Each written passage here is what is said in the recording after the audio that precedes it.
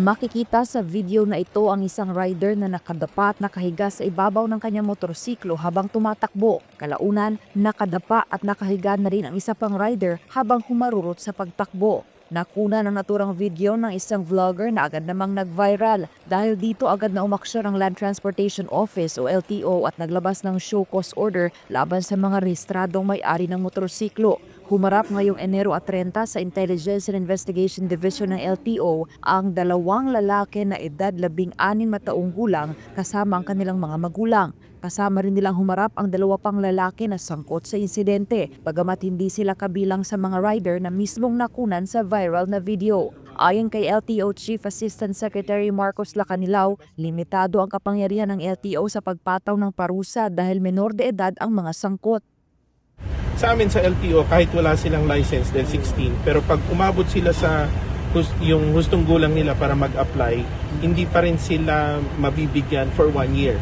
Kasi yun yung lalabas pa rin yung record na nangyari ngayon na huli ito na nasangkot sila sa illegal illegal drug race yung ginagawa nila. Obligado naman ang mga kabataan na sumailalim sa mga seminar at road safety training upang matiyak na hindi mauulit ang naturang paglabag. Samantala, kukumpiskahin ang driver's license ng isa nilang kasamahan na mas nakatatanda dahil umano sa pangungunsinti sa mapanganib na gawain ng mga menor de edad. Sa kasalukuyan, naka-impound na ang isa sa dalawang motorsiklo na ginamit sa insidente. Ang isa naman ay sinasabing naibenta na sa magbabakal, bagay na hindi pinaniniwalaan nila Kanilaw. Kaya't iniutos niya ang paghahanap sa naturang motorsiklo sa tulong ng Quezon City Police District. Para sa Diyos at Pilipinas ko, Mahal Angel Pastor, SMNI News.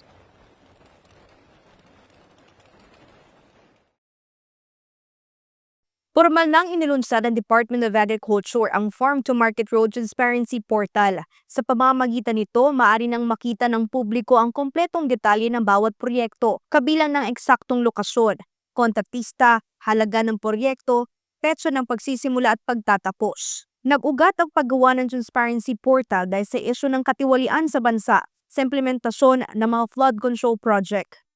We are not just launching a web portal, we are restoring trust when public funds are spent to build real roads and not private fortunes.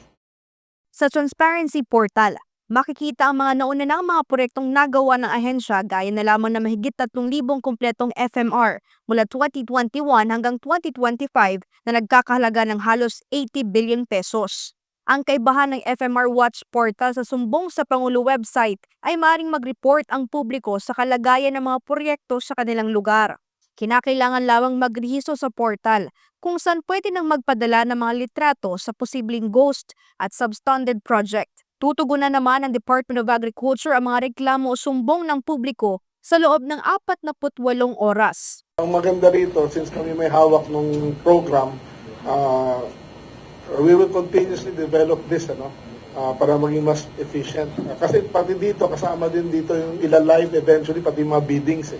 So nakikita rin na wala yun dun sa, of course, dun sa programa ng ating Pangulo. We will be as transparent as humanly possible, no? Para ayaw namin na may magkaroon ng issue. Mag-hire rin umano sila ng mga independent third-party auditors na siyang mag-certify kung ang mga proyekto ay naipatupad ng tama, ayon sa plano at alinsunod sa tinakdang pamantayan. Samantala, sinabi naman ng ahensya na sisimulan na nila ang konstruksyon ng Farm to Market Roads project sa buwan ng Abril. Ito ay sandaling makumpleto ang implementing guidelines. Ipatutupad din ngayong taon ang mga naantalang proyekto noong nakaraang taon.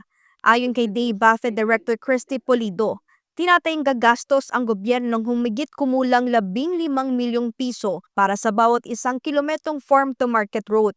Pero we could reduce it by 20% as mentioned earlier as mentioned previously ng Secretary, so around 12 million. But then again, typical lang ito, yung flat yung kanyang terrain, maganda yung kanyang compaction doon, pero posible siya na tumaas pa rin siya, depende sa pangangailangan ng lugar. Target ng BAFE ang 2,300 kilometrong farm to market roads gamit ang 33 bilyong pondo ngayong taon. Pero makikipagkonsulta muna ang ahensya sa samahan ng mga kontratista para sa pinal na costing ng mga proyekto kasabay ng pakikipag-ugnayan sa mga lokal na pamahalaan para sa pagpapatupad ng mga ito.